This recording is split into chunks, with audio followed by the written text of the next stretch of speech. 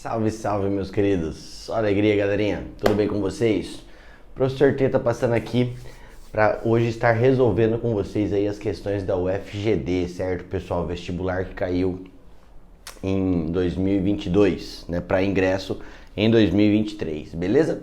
Bom, vamos estar resolvendo então essas questões aí, né, que caíram na UFGD, dar uma analisada, como é que é o tipo da prova, como é que eles cobram, mas já vou avisando a vocês que é uma prova que tá ficando aí puxado na parte da física, né, a parte conceitual da física. Eles estão cobrando bastante a ideia de conhecimento de fórmula, aplicação da fórmula, conceitos envolvidos aí nessa fórmula. Então, ela não tá uma prova muito superficialzinha não, ela tá aprofundando nos conceitos, certo, pessoal? Então, vamos lá, meus queridos.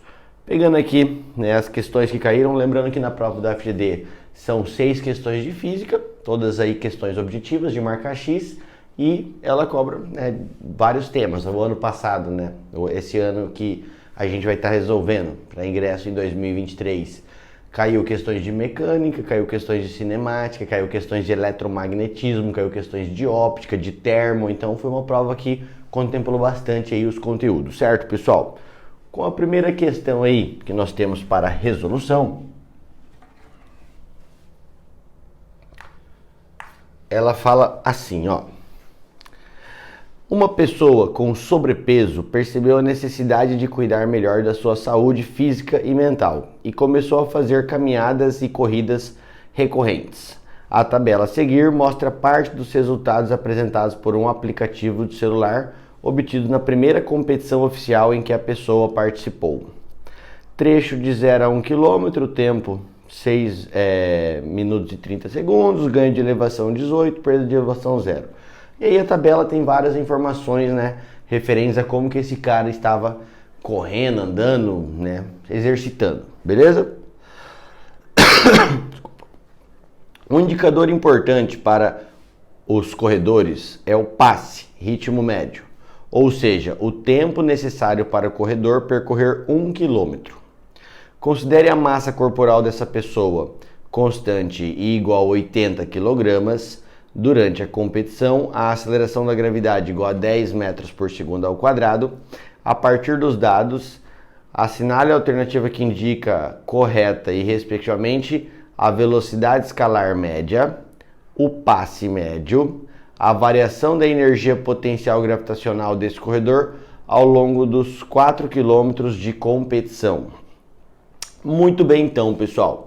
Primeira pergunta que a questão fez é qual a velocidade escalar média. Então, velocidade escalar média nós sabemos que é ΔS dividido por ΔT, certo? As unidades de medida, pessoal, que a questão colocou pra gente, na resposta da velocidade média é quilômetros por hora. Então, né, vamos lá. Eu tenho que trabalhar o ΔS em quilômetros e o ΔT em horas, certo, pessoal?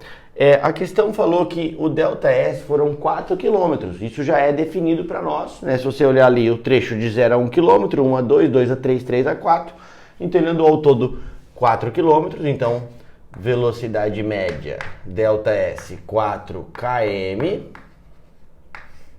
dividido pelo ΔT, galera. E o ΔT é o tempo que ele gastou para competir, para fazer todo, né, o que ele andou. Só que o tempo está em minuto, mas não tem problema. Vamos trabalhar em minutos, certo, pessoal? E o tempo que ele gastou foi de 6 minutos e 30 segundos. Depois ele gastou mais 7 minutos. Depois 5 minutos e 30 segundos. Depois mais 6 minutos. Então, se nós formos somar o ΔT dele, o ΔT dele foi 6,5 minutos. 6 minutos e 30 segundos, 6,5 minuto. Mais 7 minutos, mais 5,5 minuto, mais 6 minutos, certo? Então, isso aqui que eu estou calculando está em minuto. Fazendo essa conta, galera, vamos lá. 6 mais 6, isso dá 12. Esse 0,5 com esse 0,5 aqui vai dar, né? Ó, esse meio aqui, ó, 0,5 com esse 0,5 vai dar 1, então aqui fica 6, 6 mais 6 mais 6, 6, 12, 18, 18 mais 7, 18 mais 7, isso vai dar 25 minutos, certo, pessoal? Então, a velocidade média desse cara foi de 4 quilômetros em 25 minutos.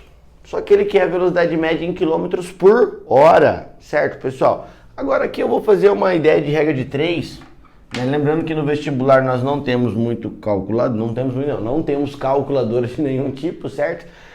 Então, o que eu vou fazer? Ele andou 4 quilômetros em 25 minutos. Quantos quilômetros ele andaria em 60 minutos? Porque aí, nesse caso, galera, eu estou calculando o tanto de quilômetros que ele anda em 1 hora, que são 60 minutos. Então, acho que dessa forma fica mais fácil um pouco de fazer a nossa conta, certo, pessoal? Simplificando 25 e 60, isso dá para simplificar por 5. Aqui vai ficar 5, aqui vai ficar 12. E aí nós teremos que x é 12 vezes 4. Isso dá 48 dividido por 5, certo? Bom, 48 dividido por 5, pessoal, isso vai dar 9,6 quilômetros que ele andou em 1 hora. Então, 9 quilômetros, 6 quilômetros por hora. Primeira parte da pergunta, qual a velocidade escalar média? Ok. A outra pergunta que ele fez é qual o passe médio. E o que ele definiu como sendo passe médio? O tempo necessário para o corredor percorrer 1 quilômetro. Bom, o que vamos fazer aqui? Aqui, novamente, uma regra de 3 resolve a nossa vida, pessoal. Se eu sei que ele está andando 9,6 quilômetros por hora, quanto tempo ele gasta para andar 1 quilômetro? E as respostas, né, estão em minuto. Então agora eu vou voltar aqui para essa informação. Ó. Ele anda 4 quilômetros em 25 minutos. 1 quilômetro ele vai andar em quanto tempo? X minutos. Né? Porque a pergunta é quantos minutos ele gasta para 1 quilômetro. E aí, multiplicando cruzado, nós teremos que x vezes 4 é x, 1 vezes 25, 25, x vai ficar 25 dividido por 4. 25 dividido por 4, isso é 12,5 dividido por 2, e isso vai dar 6,25 minutos para andar 1 quilômetro. Então, resposta seria 6,25. E a última pergunta, galera, que ele fez é qual foi a variação da energia gravitacional desse corredor ao longo de toda a prova dele. Vamos lembrar aqui, energia potencial gravitacional é mgh, certo? mgh, massa, gravidade e altura. E aí nós temos a massa do corredor, temos a gravidade, e aí vamos pensar qual foi a altura, né, total que ele subiu e desceu aí, certo, pessoal? Então, vamos somar todos os ganhos de elevação e somar todas as perdas de elevação e ver qual foi a altura total que ele vai ter subido ou descido no final dos 4 quilômetros. Então, os ganhos de elevação foi de 18 mais 14 mais 7. Então, ao todo, ele subiu 14 mais 7, 21. 21 mais 18, 20, 30, 39 metros, né? E vamos ver as perdas de elevação. Perda de elevação dele vai ficar 7 mais 15 mais 17. 20, 27... com 7, 34, com 5, 39. Opa, pera aí. Ele subiu 39, mas ele desceu 39. Qual foi a altura que ele variou ao final dos 4 quilômetros? Isso dá 0. 0 vezes todas as coisas aqui, né? 0 vezes qualquer coisa vai acabar dando 0 joule. Ele não ganhou nem perdeu no final dos 4 quilômetros. Ele voltou para a mesma altura. O que ele ganhou de energia gravitacional ele perdeu. E aí vai dar 0, isso vai dar resposta, então, a letra C dessa questão, beleza? Então, repare que era uma questãozinha até tranquila, só que você perderia um pouco de tempo pelo processo matemático de fazer conta aqui, né? Essa parte é bom você treinar e tinha que lembrar também de equações, certo, pessoal? Velocidade escalar média, energia potencial gravitacional, tinha que lembrar dessas partes aí, fechou? Show de bola, meus queridos, vamos para a próxima. Galera, próxima questão que caiu na GD, nessa prova da GD, ela falou o seguinte: eu não tenho os números das questões, eu não estou tendo acesso à prova, estou tendo acesso apenas à questão puramente, então eu não sei qual é o número da questão, certo, pessoal? Mas ela falava assim, ó: a Mostra Brasileira de Foguetes é realizada anualmente pela Universidade dos Estados do Rio de Janeiro, UERJ, em parceria com a Agência Espacial Brasileira, AEB, entre alunos de todos os anos do ensino fundamental e médio em todo o território nacional. Em 2021, uma equipe participante realizou o lançamento oblíquo de um foguete e obteve um alcance oficial de 200 metros, como mostra a figura a seguir. O MOBFOG considera apenas o alcance da base de lançamento ponto A até o ponto B, onde a linha do alcance forma 90 graus com a linha do ponto de chegada do foguete.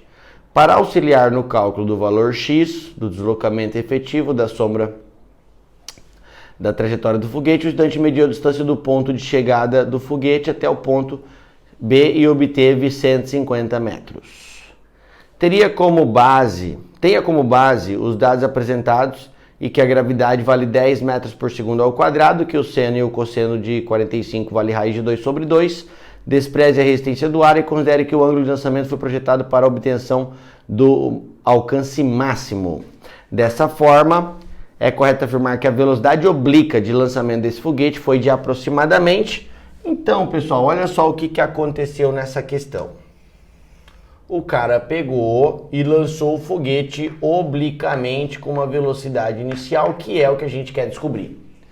Como ele falou que inclinou para ter o alcance máximo, aí teoria. Tem que lembrar que para que você tenha o maior alcance possível, você deve lançar o foguete com ângulo de 45 graus. Por isso que a questão forneceu o seno e o cosseno de 45, certo? Então, 45 graus seria o ângulo de lançamento para ter o melhor resultado, para ter esse chamado alcance máximo. Muito bem. Agora o que acontece, galera? Como é que se calcula o alcance máximo? O alcance é dado por várias formas de calcular. As formas mais interessantes de você lembrar para calcular alcance em lançamento oblíquo seria você colocar V0 ao quadrado vezes o seno do dobro de θ dividido por G. Essa é uma equaçãozinha, certo? Uma outra equação que você poderia aplicar é que alcance seria igual a 2V0 ao quadrado vezes o seno de θ vezes o cosseno de θ dividido por G. Essas equações, elas vêm da dedução da parte de cinemática, né, que aí você analisa a decomposição da velocidade inicial Vx, V0, Y, calcula o tempo de subida para calcular essa distância horizontal e tudo mais, beleza? Bom, o que acontece aqui, meus queridos, é que eu estou pensando nessa equaçãozinha aqui, ó, porque ela já está mais pronta, né? Ela já está mais fácil da gente jogar os dados. Eu já sei que o ângulo é 45, eu sei que a gravidade é 10, e aí tá faltando achar o V0. Mas para achar o V0 eu tenho que achar esse alcance. E aí o que acontece, galera? Olha só agora a questão. A questão falou o seguinte: pensa que isso daqui é uma vista superior. Você está de helicóptero voando sobre a situação e você viu o lançamento do foguete. O foguete saiu daqui e ele foi fazendo uma trajetória assim, ó. Ele sai daqui e chegou aqui, ó. Essa é a trajetória que ele fez, certo? Para você, observador de cima. Exatamente isso. O cara jogou o foguete, ele jogou o foguete que subiu e desceu e chegou aqui. Só que na competição eles só consideram a distância assim, ó. Eles só medem essa distância para você ganhar ou não essa competição, beleza? E nessa medição, quando você lançou o foguete aqui e ele chegou aqui, nessa competição ele falou que essa distância aqui deu 200 metros. Aí o cara foi lá com a fita métrica e mediu a distância daqui até aqui e mediu essa distância valendo 150 metros. Mas na verdade, essa distância daqui até aqui é o que o foguete andou daqui até aqui, ó. Então seria essa distância que ele andou realmente. Para a competição só foi válido 200, mas o que ele efetivamente andou é isso daqui. Galera, nesse momento você tem agora um triângulo do tipo retângulo, ó. E quanto que dá essa distância daqui até aqui que a gente vai chamar de alcance máximo para poder jogar na fórmula? Isso aqui é um triângulo retângulo.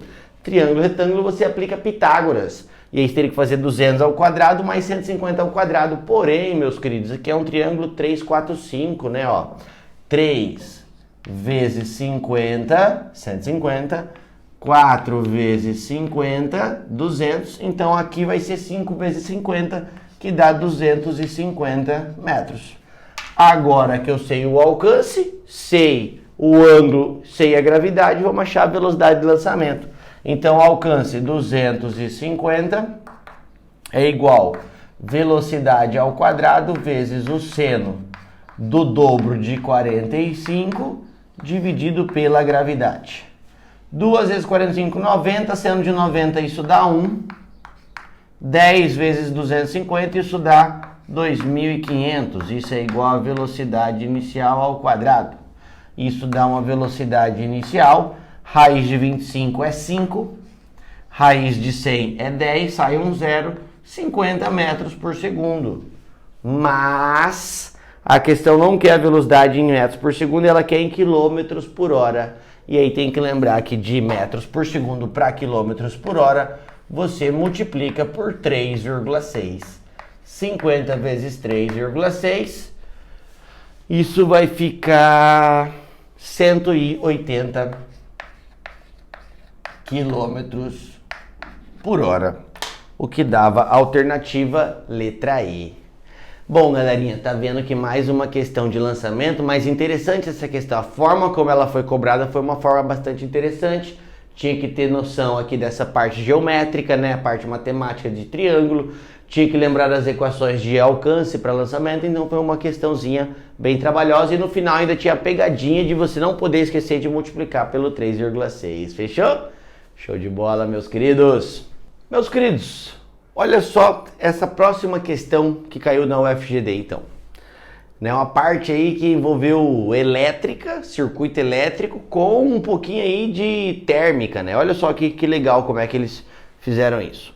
Em um laboratório de alta tecnologia, um cientista desenvolveu resistores cujos valores de resistência elétrica são descritas por funções matemáticas que dependem única e exclusivamente da temperatura ambiente T em Kelvin. A figura a seguir mostra um circuito elétrico que possui 3 desses resistores e uma fonte de corrente contínua. Nesse circuito elétrico, os valores dos resistores A e B são obtidos respectivamente pelas expressões RA é igual a T ao quadrado. Então, a resistência A está valendo T quadrado e RB é igual a T. RB vale T.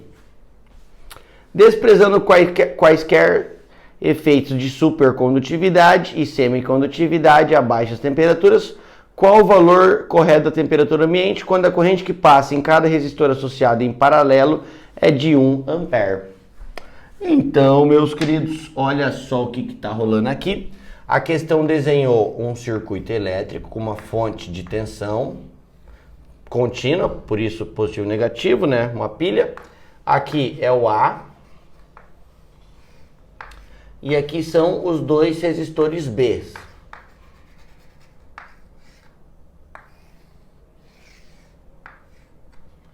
Né? Esse é o A. O A tem uma resistência elétrica RA valendo T ao quadrado. E os RBs tem uma resistência valendo o que ele chamou de T. Certo? Resistência é T. A questão fala para nós que a corrente que passa em cada resistor em paralelo, então ele está falando nos RB, é uma corrente elétrica de 1 ampere. Então aqui está passando 1 ampere, aqui está passando 1 ampere. E outra coisa que a questão falou para nós também é que a DDP da bateria é de 55 volts. E ele quer saber quanto que está valendo aqui, galera, a temperatura. A pergunta é qual o valor de T, beleza? Bom, o que a gente sabe num circuito elétrico é que tudo que é fornecido tem que ser consumido, certo? A tensão que é fornecida tem que ser consumida no circuito. Se você chamar aqui de potencial X, vem para cá potencial Y, chega aqui Y, Y, Y, passa para cá Z, Z, Z, Z, Z. De Z para X eu ganhei 55 volts. Então de X até chegar em Z eu tenho que perder 55 volts, beleza? Isso me dá então que U entre YX, o XY mais o YZ tem que ser 55 volts. A DDP ganha, a DDP perdida. Como calcula o DDP em resistor, galera? Porque de X para Y passei só por um resistor. E de Y para Z eu passei por outro resistor. Como que calcula, galera? É DDP. Aí a gente joga na equação do URI, né? Do RUI, do URI. Nós temos lá que U é igual a R vezes I. Beleza? Bom, se aqui está passando 1 e aqui está passando 1, significa que o que veio para chegar nesse nó foram 2 amperes. 2 amperes chegaram, dividir 1 para cada lado, certo? E aí, meus queridos, o que a gente vai fazer aqui? Ó? Vamos fazer o XY. De UXY, a resistência era T ao quadrado, que multiplicava a corrente 2, mais o YZ. Eu vou escolher só um caminho aqui, ó, porque senão teria que fazer o equivalente. O caminho que eu vou escolher é esse cara. Qual que é a resistência desse lado aqui, ó, de Y até Z? T vezes qual a corrente que está passando só nesse cara aqui? 1 ampere. Isso é igual a 55. Agora, galera, nós temos uma equação de segundo grau. Vamos resolver nossa equaçãozinha de segundo grau. Igual a zero, Bhaskara, e vamos lá.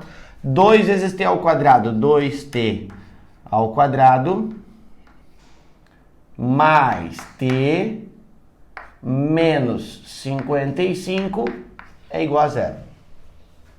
Aí eu tenho que delta é igual B ao quadrado, 1 ao quadrado, menos 4 vezes o A, vezes o C. Delta 1 ao quadrado é 1, menos vezes menos é mais, 4 vezes 55, 200 e... 4 vezes 50 daria 200. 4 vezes 5, 220. 220 vezes 2, 440, certo? 4 vezes 55, 110, 12 vezes 55, 110 vezes 4, isso, 440. 440 mais 1, isso vai dar 441. A raiz de 441, galera, se eu não me engano, é 21, certo? Fazendo aqui um teste rapidinho para ver se a raiz é 240, é 21, isso mesmo, raiz 21, certo? Aí o que eu vou fazer agora? T é igual menos B menos 1, mais ou menos a raiz de 441, que dá 21, dividido por 2 vezes A, 2 vezes 2, 4. Menos 1 mais 21, isso dá 20. 20 por 4, isso dá 5. Menos 1 menos 21, isso dá menos 22. Menos 22 por 4, isso dá menos 11 dividido por 2 kelvin. Só que, vamos lembrar, e aí é conceito, temperatura em Kelvin não pode ser negativa. O zero absoluto, a menor temperatura medida em Kelvin é zero. Então isso aqui não pode acontecer. Ficamos com a resposta então de 5 Kelvin, o que daria aí letra A. Beleza, galera? Então olha que legal a questão. Trouxe um circuito elétrico, mas que depois a gente caiu numa resolução por Bhaskara e tinha que lembrar do conceito de temperatura em Kelvin. Uma questãozinha bem interessante na parte de circuito elétrico, beleza? Show, galerinha! Galerinha, se liga nessa questão que caiu na GD. Ela envolve agora a parte de termo, olha só, né? E essa daqui você ia perder um pouquinho de tempo fazendo conta, então você tem que escolher bem as questões que você, né, vai fazer, porque às vezes o conceito é até tranquilo, mas você vai perder muito tempo na conta, no cálculo da questão. Então, né, estratégia de prova é muito importante também, beleza, pessoal? A questão fala assim: na construção da ferrovia de 1.284 quilômetros que liga Maracaju, principal produtor de grãos do Mato Grosso do Sul, ao porto de Paranaguá, Paraná, serão utilizados trilhos de 6 metros de comprimento na temperatura de 20 graus Celsius. Para que a dilatação desses trilhos não danifique a ferrovia em dias quentes, é necessário que os trilhos sejam montados com uma certa distância entre eles.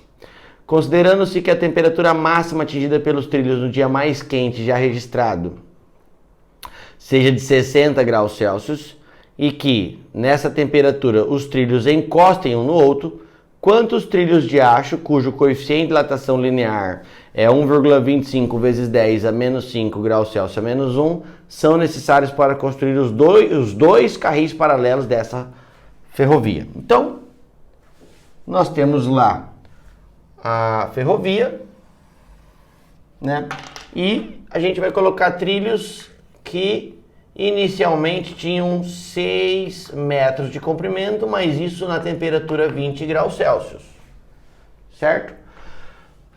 Só que e no dia, pessoal, que a temperatura de 20 passar a 60 graus Celsius, que foi o dia mais quente já registrado, o que vai acontecer é que o trilho vai dilatar um pouquinho.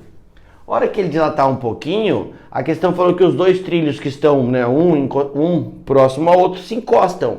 Então o que a gente vai fazer? Vamos calcular qual é o tamanho que o trilho vai ter de 6 metros quando atingir a temperatura 60. Porque eu tenho que deixar o vão pensando, vai que a temperatura um dia chega, né, a 60 novamente. Então eu preciso deixar esse vão para que eles não se encostem num dia a 40 ou a 30, certo? Então vamos calcular, né, o tamanho final do trilho. Aí tem que lembrar da equação de dilatação. Dilatação linear é o comprimento inicial vezes alfa vezes a variação da temperatura. A variação do comprimento desse trilho é o tamanho dele 6, o coeficiente de dilatação, a questão falou que era de 1,25 vezes 10 elevado a menos 5, e a variação de temperatura de 20 até 60, isso dá 40, beleza? Aí a variação do comprimento, e aí vem um momentozinho aí de fazer cálculo, certo, pessoal? Eu vou utilizar aqui a calculadora para ganhar um pouco de tempo, mas lembrando que na prova é o serviço braçal. 40 vezes 1,25, 50 vezes 6, 300. Vezes 10 a menos 5 metros. A unidade de medida do ΔL é a mesma que você usou o L0. 300 dividido por 1 com 5 zeros. Então, o ΔL vai dar 0,003 metros. Isso me dá que o tamanho final, o comprimento final desse trilho é o que ele tinha no início, 6, mais o que ele vai dilatar, 0,003, 6,003 metros. Esse é o tamanho total do meu trilho, certo, pessoal? Agora, qual a extensão que eu vou ter que preencher de trilho? Né? Qual que é a extensão? A questão falou que a distância ali de Maracaju até o porto de Paranaguá, o nosso ΔS é de 1.284 quilômetros. Então, dá isso aqui de metros. Só que isso é só uma via, ele quer das duas, então eu tenho que pegar a ida e multiplicar por 2. Então, nosso ΔS ficaria 1.284 vezes 2, 2.568,000 metros. Essa é a extensão que eu tenho que preencher. Cada trilho tem esse valor aqui, ó. Eu quero saber quantos trilhos eu tenho que colocar para preencher essa distância. Então agora eu vou pegar essa distância que ele vai ter e vou dividir pelo tamanho de cada trilho. E vou então dividir isso daqui por 6,003.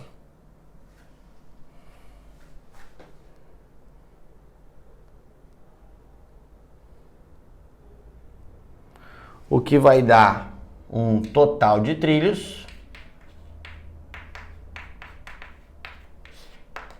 valendo 427.786,107.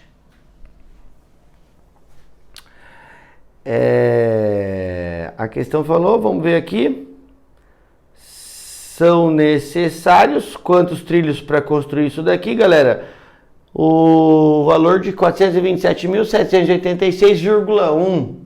Esse aqui eu não posso aumentar um aqui porque daí passa, já não rola mais, já fica sobrando. Então eu vou colocar esse cara sem essa parte, né? Porque não dá para também colocar uma parte quebrada de trilho. A resposta então ficaria 427.786, o que dá a alternativa letra C da questão. Então ela nem era uma questão tão complicada, mas a parte matemática, ela ia te levar um tempinho, te consumir um tempinho, certo? Eu acabei usando a calculadora para a gente ganhar um pouco de tempo na resolução, porque eu estava focado em como resolver a questão, mas a parte matemática ia te consumir tempo, então estratégia de prova é mega importante, beleza? Show de bola, galera!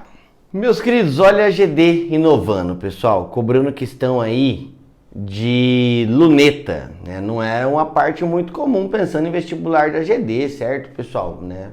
Isso aqui de luneta, geralmente provas mais focadas ali em São Paulo, um pouquinho às vezes do Paraná, mas GD não tinha e ela trouxe aí a parte, né, a pegada de luneta, né, instrumento óptico composto, certo? Com duas lentes, olha que legal essa questãozinha aqui.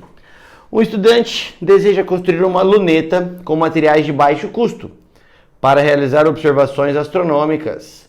Antes de iniciar a montagem do equipamento, ele resolveu fazer alguns testes. Utilizou então uma lente objetiva L1 e uma lente ocular L2, ambas convergentes, com focos respectivamente iguais a 200 mm e 20 mm.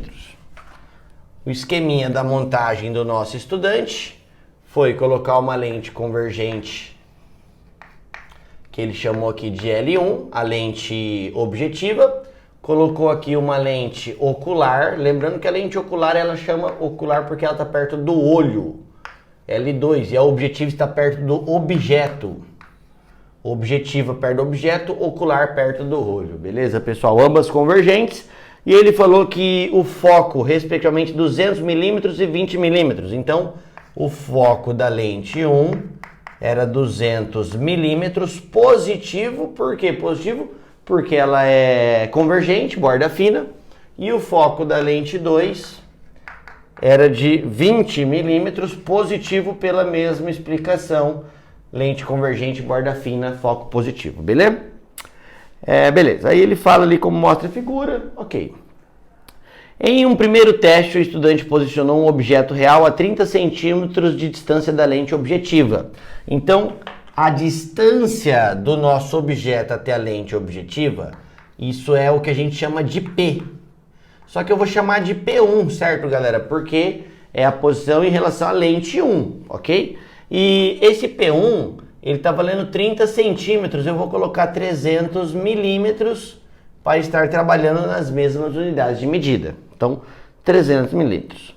Nessas condições, para que a imagem final produzida fosse invertida e ampliada 16 vezes em relação a O, a distância entre as lentes deveria ser D. A pergunta da questão, o que o exercício quer, é quanto vale essa distância aqui.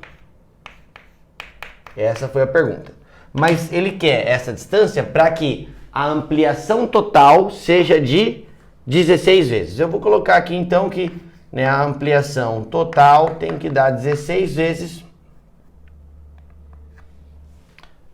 em módulo. Não é em módulo, tem que ter um módulo de ampliação de 16 vezes, certo?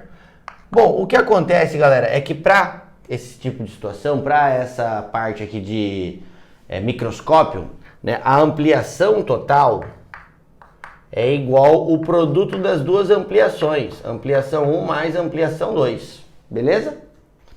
Então, primeira coisa, vamos tentar calcular a ampliação 1, porque eu sei a ampliação total, vou achar a ampliação 1 para depois pensar na ampliação 2 e começar a pensar na lente 2, beleza? Muito bem, então vamos lá, galera. O que a gente vai fazer de equação aqui, ó? A equação de lente é A, aí tem que lembrar de fórmula, A feijoada é feijão preto, A feijoada é feijão preto, menos pezinho de porco e orelha, certo? Essa é a equação de lente. E aí eu vou aplicar esse exercício aqui, eu vou aplicar essa equação, eu sei o F1, 200, eu sei o P1, 300, então eu vou calcular o P'1, porque eu sei o P1. Então eu vou pegar a segunda com a terceira parte dessa fórmula aqui e vou analisar essa região aqui, beleza? Porque eu preciso desse P'. Aí depois eu vou também calcular o A1, que é o que eu tinha falado para vocês pra gente achar, beleza? Muito bem, então vamos lá, galera. Calculando esse carinha, nós teremos que F200 sobre F200 menos P300 é igual menos, eu vou chamar de P'1, né, porque é em relação à lente 1, dividido por P300. Isso vai dar 200 dividido 200 menos 300 menos 100, que é igual a menos P'1 sobre 300. 300 vezes 2, 600, menos P'1 igual a menos 600, porque está dividindo por negativo. Então, mais P'1, mais P'1, menos vezes menos fica mais, é igual a 12, 600. O que é o P'1, galera? O P'1 é onde vai se formar a imagem em relação a essa lente 1. E repare que ela deu positiva. Se ela deu positiva, ela é uma imagem real invertida, certo? E aí o raio de luz desse cara estaria vindo para cá assim, ó. A imagem está se formando, seria uma imagem aqui, ó. E o que a gente calculou é essa distância aqui, ó, que deu 600 milímetros. Beleza? Ok. Agora vamos ver quanto que ampliou essa imagem 1. Então eu vou calcular a ampliação 1. A ampliação 1, ela vai ser igual F sobre F menos P, F200 dividido por 200 menos 300, que fica menos 100. Isso vai dar menos 2. Esse menos indica que a imagem invertida e real. E um fator de ampliação, 2. Se o fator de ampliação A1 é 2 e o A total é 16, qual é o fator de ampliação A2, galera? E aí a gente percebe então que a ampliação A2 tem que ser 8. Tem que dar uma ampliação de 8, beleza? Né? Porque a primeira ampliou 2 vezes, então a outra tem que ampliar 8 vezes, certo? Galera, agora olha só. Eu sei que a ampliação 2 é 8 e eu quero achar essa distância, porque essa imagem desse objeto se torna objeto para essa lente. Então agora eu tenho que calcular esse chamado aqui, ó, P2. Se eu sei o A2 e o F2, eu quero P2, a gente vai jogar de novo na equação de lente. A é igual a F sobre F menos P. Vou jogar aqui, ó. A, qual que é a ampliação? A ampliação tem que ser 8, que é igual, quanto que vale F? O foco dessa lente, 20, dividido por 20 menos P2. Aí eu vou multiplicar 8 vezes 20, 8 vezes 2, 16, com 0, 160. 8 vezes menos P2, menos 8 P2, que é igual a 1 vezes 20, 20. 20 está mais, vem para cá, menos 160 menos 20, 140, que é igual a esse cara está menos, vai para lá mais 8 P2. P2 é igual a 140 dividido por 8, que é a mesma coisa que 70 dividido por 4, que é 35 dividido por 2, que vai dar 17,5.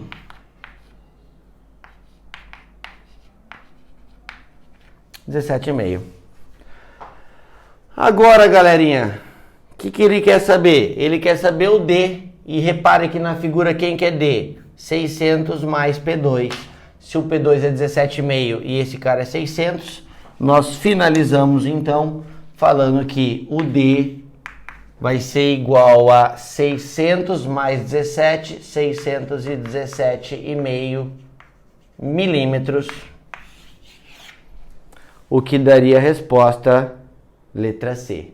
Beleza? Então, olha só que questão trabalhosinha, né? Questão de instrumento óptico composto, quando tem duas lentes, geralmente vai dar um trabalho porque você tem que aplicar as equações de lentes para as duas lentes, tanto para a lente objetiva como para a lente ocular. Não é uma questão muito simples esse tipo de exercício. Beleza, galera? Show de bola, meus queridos! E a questão saideira da GD, galera, finalizando essa resolução dessa prova para ingresso em 2023, né? Ele mais uma vez deu uma inovada, trazendo aí a ideia do eletromagnetismo, uma questão de eletromagnetismo não muito recorrente, não muito comum de aparecer de uma forma mais geral, certo, pessoal? Mas, olha só o que caiu aqui na GD. Experimentos de campos magnéticos são úteis para o estudo dos conceitos relacionados ao desenvolvimento de geradores e motores elétricos. Um exemplo clássico é o trilho condutor. Considere que, por meio da ação externa, uma haste condutora móvel de massa 1,5 kg e resistência elétrica 10 ohm desliza para a direita com velocidade constante de 36 km por hora sobre um trilho fixo condutor em forma de U, como mostra a figura a seguir. A haste e o trilho encontram-se numa região de campo magnético de módulo 20 Tesla, uniforme e perpendicular ao plano do trilho. Desconsidere a influência da gravidade e todos os atritos. Considerando que a resistência elétrica da haste condutora é muito maior que a resistência do trilho, sabendo-se que a lateral do trilho mede 20 cm, assinale a alternativa que indica corretamente o modo e o sentido da corrente produzida no sistema haste-trilho. Então nós temos aqui, pessoal, ó, um trilho fixo com uma haste móvel.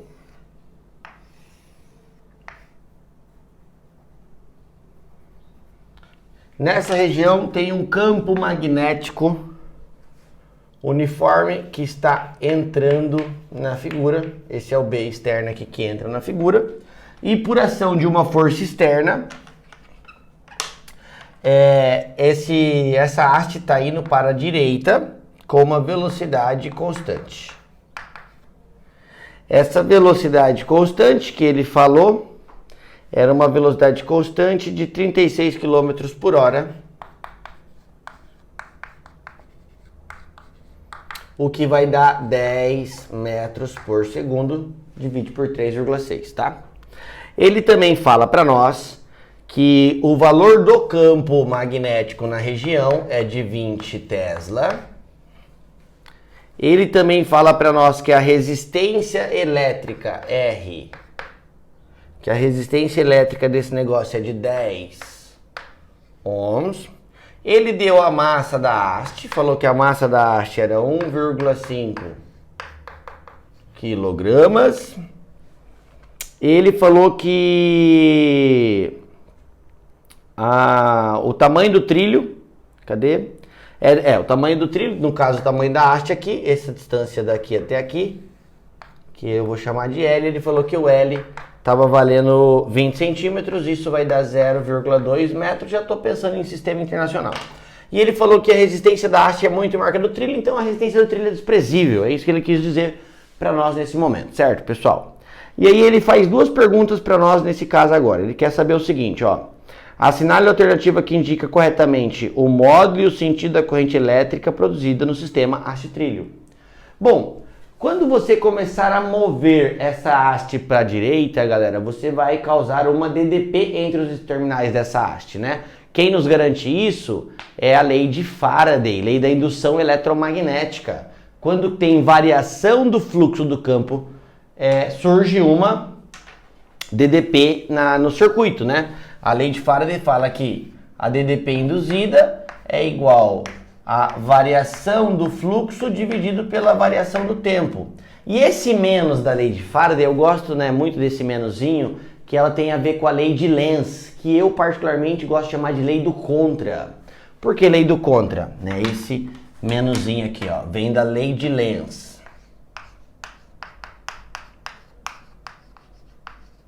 que é a lei do contra. Por que lei do contra, galera? Porque o sentido da corrente elétrica induzida, ela causa o efeito que é oposto ao que o gerou. A corrente induzida surge no circuito, né, quando tem DDP induzida, quando tem essa lei de Faraday aparecendo, para tentar se opor ao que está gerando ela. Essa é a ideia da lei de Lenz. Ela faz uma força que tenta se opor ao que está gerando a indução. Essa é a pegada da lei de Lenz. E aí, se você usa esse conceito, né, de DDP induzida, galera, esse conceito aí de lei do contra, olha que legal que fica. Minha pergunta é, o que está causando a indução nesse circuito elétrico? O que está causando a indução é o movimento da barra, certo? Porque se a barra ficar fixa, vai ter fluxo nessa área, mas o fluxo é constante, não tem variação de fluxo. Agora, se eu mover a barra, começa a ter variação de fluxo, começa a ter indução, certo? Então, o movimento da barra é que está causando indução. E é o movimento da barra para onde? Para a direita. Se o movimento da barra para a direita que está causando a indução, galera, a força magnética que tenta se opor ao que está o gerando vai ser para a esquerda, vai ser tentar frear. Então, surge aqui uma força magnética que tenta frear. Aí você fala, mas por que ela fica com velocidade constante? Porque alguém de fora está empurrando para compensar a força magnética. Se não tivesse alguém de fora empurrando, a força magnética ia frear e ela ia parar. Por isso, galera, que não existe almoço grátis, não existe criar energia. Alguém de fora gasta energia para manter esse sistema. Porque se não tiver alguém de fora empurrando, o sistema vai parar. Porque ele vai gastar, né, ele vai transformar a energia cinética da barra em elétrica, de movimento aqui, ó, devido à corrente que vai surgir, e aí daqui a pouco acaba. A hora que acabar a energia cinética, acaba. Por isso que alguém de fora tem que manter empurrando para compensar. O cara de fora tá gastando energia para que não apareça energia do além, certo, galera? Show de bola. Bom, a força magnética na barra é para a esquerda para tentar se opor ao que está gerando, lei do contra, lei de Lenz. Agora o que a gente vai fazer aqui, pessoal? A gente vai fazer um bom vestibular. Farei bom vestibular. Força, farei bom campo magnético, vestibular, velocidade. No caso, como eu estou pensando em corrente que está passando, vai ser farei bom investimento. Força, campo, corrente. Quando é força em partícula, farei bom vestibular. Força, campo, velocidade da partícula. Quando é força em fio, em haste, farei bom investimento, força, campo, corrente. Eu vou achar a corrente que passa nesse circuito, beleza, galera? Então, bora lá, meus queridos. Analisando aqui, ó, para onde que é a força na barra? A força na barra é para esquerda, então farei força para a esquerda.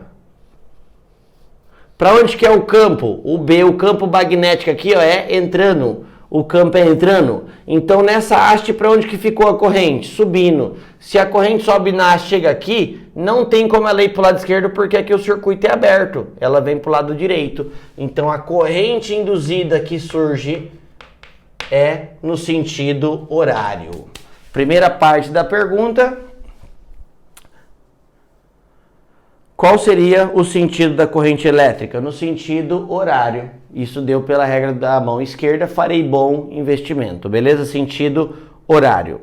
Agora, pessoal, qual é o valor dessa corrente induzida? Então, agora vamos calcular essa corrente induzida.